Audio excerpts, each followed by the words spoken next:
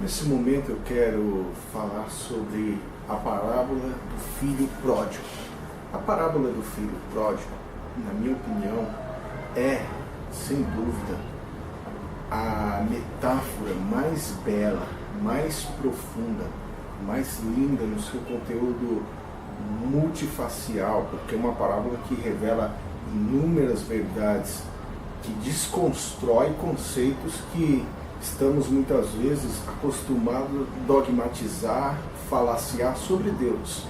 A parábola do filho pródigo é uma parábola que Jesus conta dentro de um contexto que é importantíssimo, tanto para a reflexão do religioso, como para a herança literária do mundo inteiro.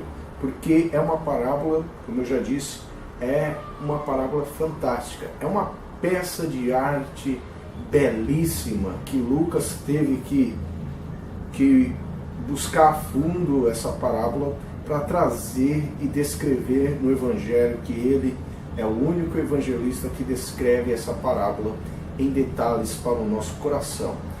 Para alguns, a parábola do filho pródigo não é apenas a parábola de um filho perdido, mas de dois filhos perdidos. Um que se perde ao sair, o outro que está perdido ao ficar. Mas também para alguns não é apenas a parábola dos filhos, mas a parábola do pai. Porque a parábola não trata em denunciar, em apontar, em julgar, pré-julgar a atitude do filho mais moço. Não, mas é a parábola que revela-nos o coração amoroso de um pai que ama os seus filhos sem discriminação e que dá o espaço da saída para o filho. Isso é muito interessante porque dentro do contexto fatalista da predestinação, os passos dos filhos já estão determinados por Deus. E nessa parábola, esse conceito predestinado, esse conceito descrito à risca pelo próprio Deus, é quebrado, porque o filho, com a sua liberdade, busca sair. A saída é necessária, também como a volta é necessária. Não há volta sem saída.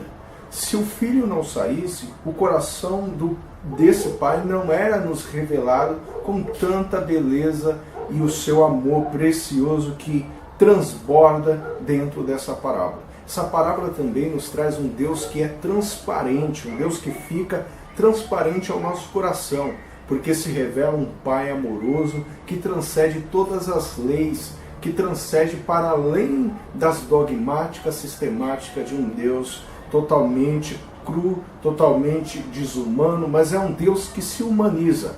O próprio Jesus revela o caráter desse Deus.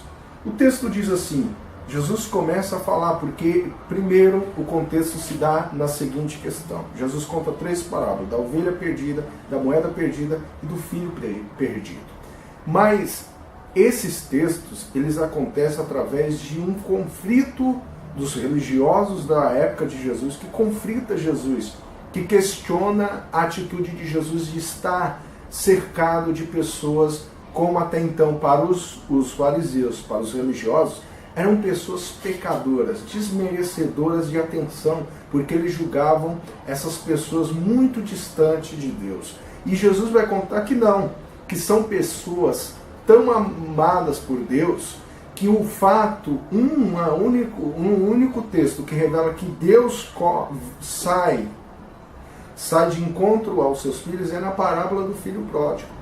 O texto vai narrando a busca de Deus. O próprio Deus se dispõe a encontrar aquilo que está perdido. É uma metáfora muito linda desse Deus. Então, questionado, preconceituado Jesus pelos fatos que estão ocorrendo, Jesus começa a dizer o seguinte. Jesus conta que certo homem tinha dois filhos. O mais moço deles disse ao pai, pai, dai-me a parte dos meus bens que me pertence, e eu, pai, repartir os bens entre os dois. E poucos dias depois, o filho mais moço, o mais novo, ajuntando tudo que tinha, partiu para uma terra longínqua, uma terra longe, e ali desperdiçou seus bens, vivendo de uma forma imprudente. Eu vou ler só até aqui que eu quero pregar algumas mensagens sobre essa parábola. Primeiro, a saída. O que nos faz sair? O que nos motiva a estarmos distante do coração de Deus? Porque a casa aqui representa o coração de Deus. O que nos faz tomar uma atitude tão fria, tão diferente ao coração do Pai, que quer ver seu filho o mais próximo possível dos seus olhos, do seu coração? Que atitude nos move a distanciarmos de Deus? Eu penso que nós, por natureza, temos esse estímulo de romper com aquilo que está à nossa volta. Às vezes até favorável à nossa vida, mas nós somos sedentos por aprendizagem, por rompimento. Porque, como eu disse, a saída é necessária para si, dentro desse contexto, nos revelar o coração de um Pai amoroso. Porque sem a saída, esse texto não existiria com essas características de um pai que recebe seus filhos. Então, o erro é necessário no processo de aprendizagem.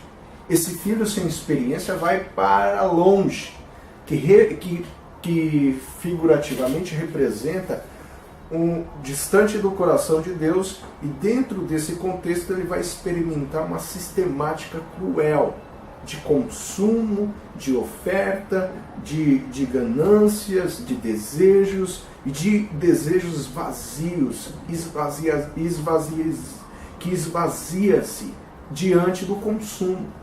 Muitas vezes a nossa alma se depara com o consumismo interno dentro de nós, e nós nos aprofundamos dentro desse consumismo, e nós mesmos nos frustramos, distanciamos de Deus, porque Deus ele vai cultivar um amor entre nós, um amor que vai nos gerar uma vida de contentamento, aquilo que Paulo disse, que a nossa espiritualidade em Cristo, voltada para Cristo, moldada em Cristo, cria em nós esse sentimento de sermos como Cristo, pessoas que são controladas, equilibradas pelo mover do Espírito, não nos distanciando da vida, não nos criando uma ilusão, não. Vamos ter aflição, vamos ter sede, vamos sentir desejos, mas sabemos lidar com eles de uma forma equilibrada, sem precisar nos suicidar, nos afastarmos de Deus.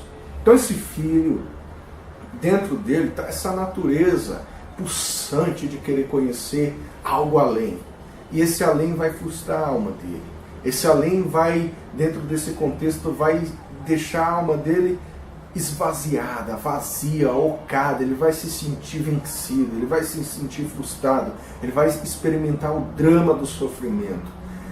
Muitas vezes queremos construir uma espiritualidade distante dessa realidade, do fracasso, do vazio, do drama, da tristeza.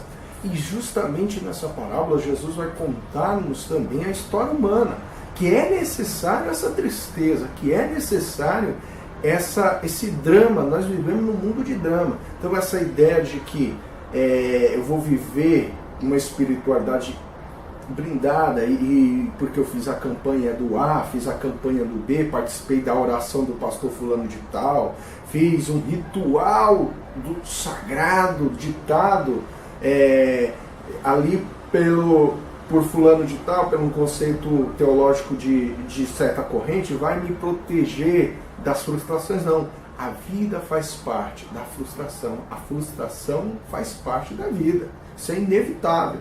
O filho se distancia, ele vai em busca, e estamos em busca até hoje. Muitas vezes nós se sentimos cansados até de buscarmos o coração de Deus. Às vezes, por quê? Porque muitas vezes nós interpretamos o consumismo como se esse consumismo fosse parte também de uma relação com Deus, onde eu só me relaciono com Deus quando há vantagens, quando eu recebo alguma coisa, isso eu consigo consumir e eu me sinto preenchido. Não, a relação do pai com o filho, há um espaço do vazio de construção, de relacionamento verdadeiro, tanto de Deus como do homem. Então, essa é uma parábola belíssima. Eu estou lendo inúmeros livros sobre a parábola do filho pródigo. Estou aí com quase 15 a 20 livros que eu estou lendo, pesquisando, meditando, fazendo reflexão, escrevendo inúmeros textos sobre a volta do filho pródigo. Espero estar compartilhando alguns vídeos com vocês. Eu estou lendo R. Noah, que é um dos livros, para mim, fenomenal, fantástico, que narra sobre a volta do filho pródigo. Ele se baseia a partir de uma pintura de um pintor lá um pintor muito conhecido, Rebartin, que escreve lá no ano 1669. Ele pinta essa pintura da volta do filho pródigo, e esse autor ele se inspira nessa pintura e nos escreve um livro belíssimo. Noah já partiu, mas o seu legado como escritor, como uma inspiração do divino está aí para nós nos deliciarmos da sua escrita. Então, fique na paz, espero que você entenda que a partida é necessária, como a volta vai ser necessária.